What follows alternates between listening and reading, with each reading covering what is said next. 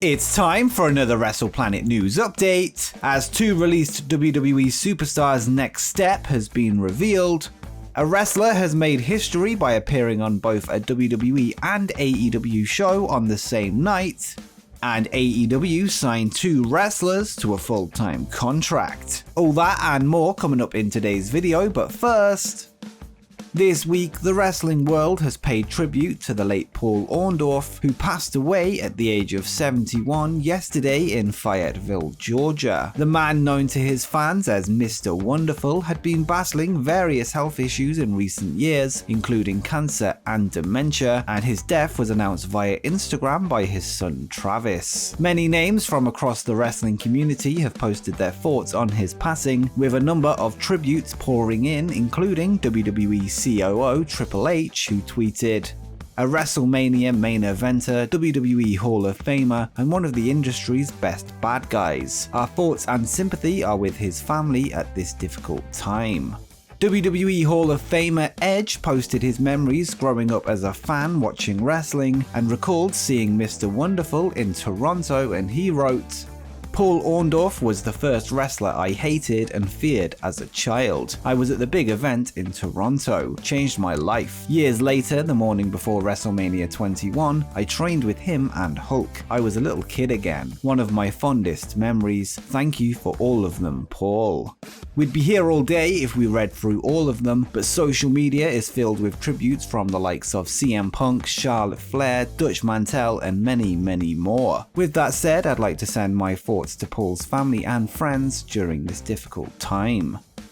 Seth and Scott Perkins may not be names that you're familiar with, but this week they found themselves being spoke about on wrestling news sites after the YouTubing brothers hosted Brock Lesnar on their video series Bearded Butchers. As we discussed in a recent list video, Lesnar is currently a free agent after his WWE contract expired last year after he dropped the WWE title to Drew McIntyre at WrestleMania 36. Photos of Brock's appearance on the Bearded Brothers show have been posted to social media to hype up the upcoming video, and in the shots, Brock can be seen with an interesting new look. Lesnar can be spotted with a new goatee and a ponytail, and not to mention the giant red face, which I guess isn't new. Lesnar, who turned 44 this week, is expected to be returning to WWE television imminently and is tipped to be WWE champion Bobby Lashley's SummerSlam opponent. Not only this, but his advocate Paul Heyman teased a potential bout between his two clients, posting a photo of Lesnar standing over Reigns on his Facebook page. Whilst his debut seems to be right around the corner, it will be interesting to see if Lesnar keeps this fresh look, as in all honesty, it doesn't look too bad. A new look Lesnar could be a good way to make the next chapter in his career stand out.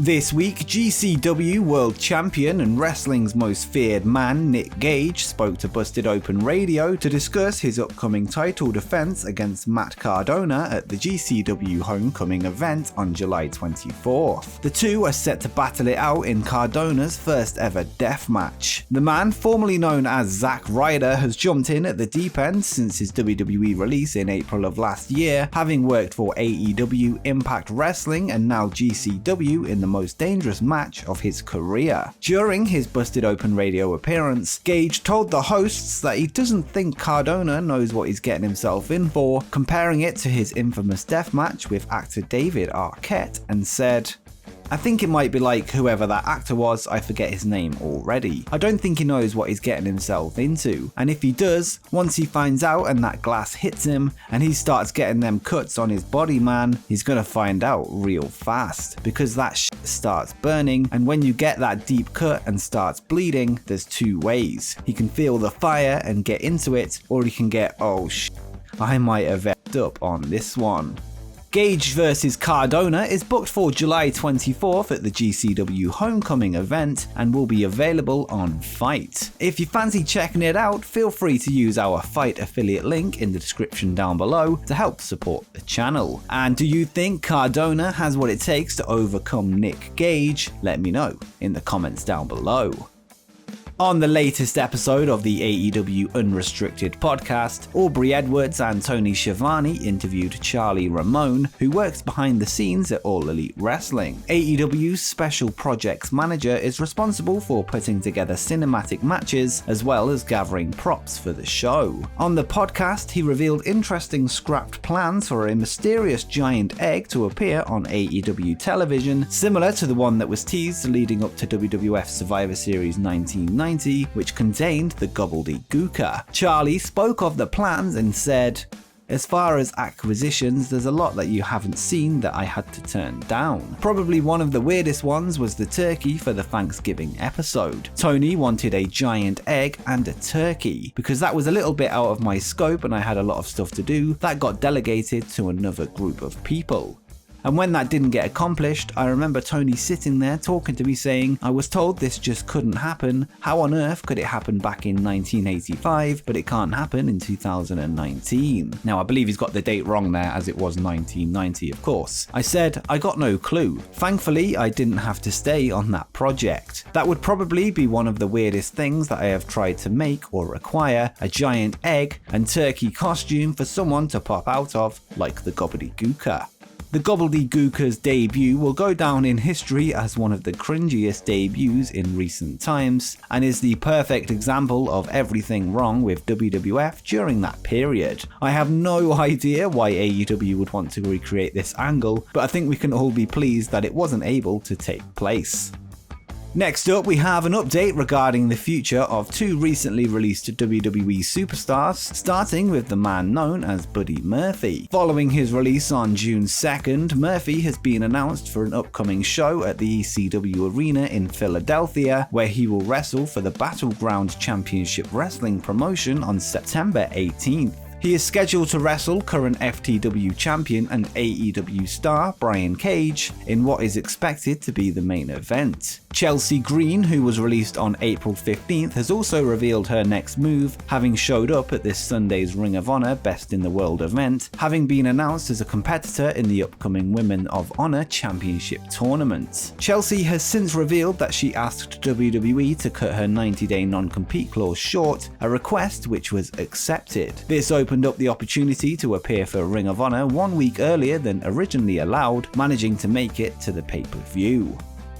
A wrestler has made history this past Monday, having appeared on both a WWE and AEW show on the same night. Independent wrestler Kelsey Heather appeared on WWE Monday Night Raw as one of Bobby Lashley's ladies during the WWE Champions segment with MVP, and over on YouTube, she made her AEW in-ring debut, losing to Layla Hirsch on AEW Dark Elevation. Of course, both shows were pre-recorded, but the Florida-based wrestler has become the first ever talent to appear for both promotions on the same night. She currently works as a cheerleader for NBA's Orlando Magic and has attended Tyler Breeze and Sean Spears' Flatbacks Wrestling School in Florida. She is also currently a coach for the University of Tampa's cheerleading team and had previously worked as a cheerleader for the NHL and NFL. It's unclear what her future holds with either promotion, but we do know that she now has a place in the history books for all those random wrestling trivia fanatics across the globe.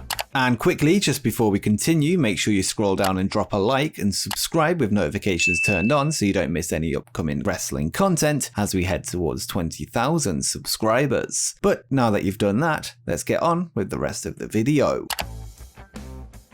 This week, it was revealed that two AEW wrestlers have signed new deals with the Jacksonville promotion and are now working full-time for All Elite Wrestling. The tag team Varsity Blondes, who is Brian Pillman and Griff Garrison of course, had previously been working under tiered contracts, but it has been considered a foregone conclusion within the company that they'd both eventually upgrade their contracts. Of course, this has now finally happened. Garrison has been in the business since 2016, working for various independent promotions in his time before debuting in AEW on an episode of Dark on July 16th, losing to Lance Archer. Pillman Jr.'s situation has been a little bit more complicated, having been under contract with Major League Wrestling up until very recently, but had permission to work AEW dates following his debut at the first AEW pay-per-view in the Casino Battle Royal. He then began to become a regular feature of the shows in July 2020. The duo first teamed together in August last year, losing to FTR on their tag team debut, but in 2021 they currently sit with a very good record of 16 wins and 4 losses in tag team competition, and are currently second in the AEW tag team rankings.